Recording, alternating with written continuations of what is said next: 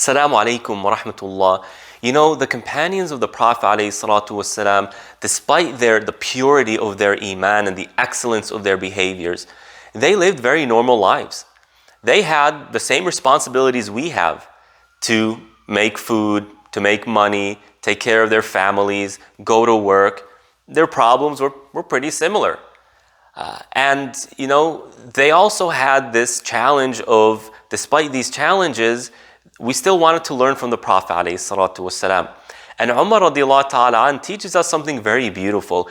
He says that he had a business partner and the nature of their business required them to travel for a day, to go somewhere distant for the entirety of the day. But they didn't want to be away from the Medina of the Prophet ﷺ, the city of the Prophet, because they knew that the Prophet every day is teaching something. He's praying, leading prayer. They wanted to participate in that. And so, you know, they had this challenge. We need to work. And that work demands that we go somewhere distant. But we also want to learn from the Prophet ﷺ. So what did they do? They came together, they had a conversation, and they came up with a brilliant solution. What was the solution? Each day, one of them would go and travel and spend the day where they do their business. The other will go to the Prophet and learn from the Prophet. The next day they come together. The one who learned from the Prophet will teach the one who was working. And then they will alternate the responsibilities. Such a beautiful solution when two individuals need to work. In our times today, in America, we're finding more and more, especially the younger generations, that both husband and wife feel the need to work. Rising prices, higher demands, higher quality of living. It feels like, you know, unless one of them is making a very, very large salary, they both need to work. And we have this challenge. What about my children? How do we raise our children and both the parents are working? Well, just like Umar radiallahu ta'ala and his partner were able to develop a solution where they got the best out of everything, we too can do the same thing. Here are some tips. Number one, we still need to realize that our children need to be raised in terms of their iman. As parents, we have a responsibility to develop their iman. Like Umar radiallahu ta'ala and his business partner did not neglect their responsibility to educate themselves about iman, and they came to a clever solution. We must do the same. What happens so often, parents who both of them are working, they simply put this responsibility on someone else. Saturday, weekend school, the masjid, YouTube videos, whatever it is. Guess what, parents? I don't mean to kind of take this, pull the rug from under your feet, but iman is built in the home, period. Your children's iman is going to reflect your level of iman, except when Allah subhanahu wa ta'ala wills something else. How much iman you have is how much iman is going to be transferred to your children. And so, as parents, we must make the time. We must make the time to educate ourselves in terms of our faith. How can we do that despite working? Well, we have this thing called a commute. A 5-minute commute, 10-minute, 20-minute commute, whatever it is, it all adds up. Instead of listening to music, instead of just your mind wandering somewhere, turn on a lecture and educate yourself. And then go home, the family table, discuss what you learned that day. Look at the prophets. Look at the righteous people in the Quran. Maryam alayhi salam, where did she get her iman from? Well, Allah tells us it was her mother. And the story is in the 3rd chapter of the Quran. Yahya alayhi salam, this noble prophet, where did he get his iman from? He got it from his father. He learned it from his father. Ishaq and Ismail alayhum salam, these two prophets, where did they get their iman from? Where did they learn it from? From their father Ibrahim. It's in the home. And it's our responsibility.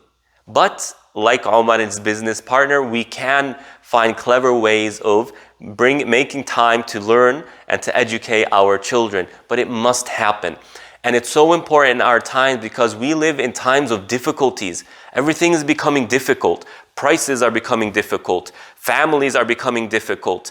The workforce is completely changing and shifting. It's making it difficult. Everything seems to be becoming more and more difficult. And really, Iman is where this is where Iman comes in and teaches us that, hey, Iman here is coming to solve these problems, to help us through these difficulties. And so in times of difficulties, and of course in every time, but specifically in times of difficulty, Iman is a necessary part of success. The second thing that we need to do is what's called encouragement and praise. This strategy of encouragement and praise.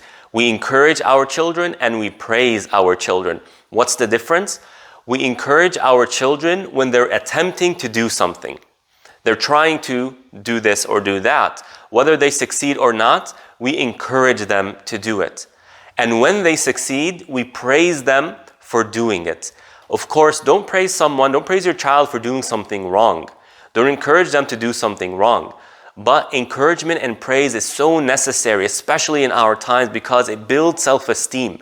It teaches the child how to deal with challenges, how to engage challenges, and thus they become successful once they become adults.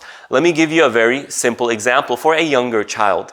Let's say your daughter has glasses, is wearing glasses, and you say, oh, my daughter, can you please give me the pen by you? And she picks up the pen, places the pen on her glasses, and she walks towards you and then kind of drops the pen. What do you do here? She completed a task. You praise her. Say, MashaAllah, how were you able to put the pen on your glasses and balance it all these steps? That's amazing. That's fantastic. What does this do to the child? It builds this self-esteem. Wow, I can do some things that I didn't think I can do. And what I do is important. Now, let's say the child doesn't listen to you. They ignore you. What do you do now? You encourage them. You say, oh, my daughter, you know that one time I asked you and you listened to me, and wow, that was such a good moment.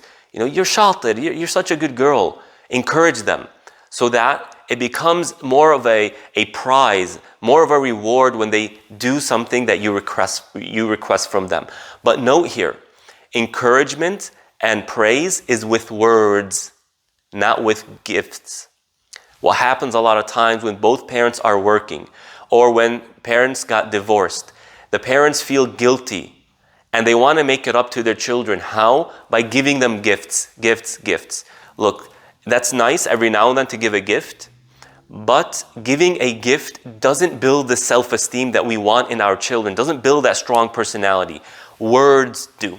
So encouragement and praise is the second thing that we can do. The third thing, teach our children a skill. Swimming, fishing, horseback riding, hiking, camping, whatever it is. Being outside is so important, especially in our times. Why? Because we as human beings, we weren't created to be boxed in between four walls. We weren't. We were created from dirt. And thus naturally we like to be by the thing, by the nature that we were created from. And so what we're seeing more and more often, I get so many emails of young individuals, I feel depressed, I'm always anxious, I don't know how to do things, I'm just always stressed out. Why? Well, you're sitting at home all day, playing video games. And so the environment, the outside world becomes scary. I don't know how to deal with this. OCD, this is another huge one. People are afraid of germs. It's becoming a common problem. It's no longer even uncommon, it's becoming common. It's almost like it's expected. People they have a phobia of germs. Where is this coming from? Well, when we're boxed in, we become confined and we become scared of the external world, the outside world.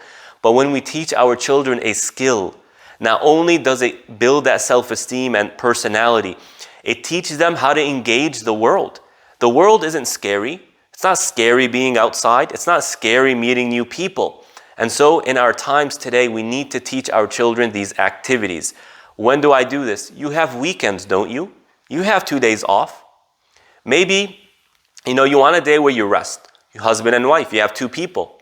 Saturdays, husband rests, wife takes the children out for activities. Sunday, the wife rests, and the father takes the children out to activities. Whatever you can do. But we need to do something. We need to teach our children a skill. And the last thing, the fourth thing that we can do is to give them the good role models. Now, initially, it should be the parents. The parents need to be the role models. But sometimes that doesn't always work out. We need them to have good role models. Because if we're both working, both the parents are working, of course our eyes aren't going to be watching them all the time. Teenage years, they're out doing their own things. Even if you're trying to watch them, they know how to get around it. So if we can give them a good role model that they look up to, that they are inspired by, then inshallah we know that they are absorbing characteristics, personalities, learning how to make decisions from someone who is trustworthy, from someone who is good, from someone who's going to benefit our children and not harm them. So we live in times of difficulty, times of challenges, and we need to do these things in order to help our children. Even if both parents are working, it's not an excuse to just throw the responsibilities of parenting on someone else. We are the parents. We brought them into this world. Allah has made us responsible. But like Umar and his partner, we have clever ways. We can come up with clever ways to build and raise above average, excellent children despite these challenges. Wassalamu alaikum wa rahmatullah.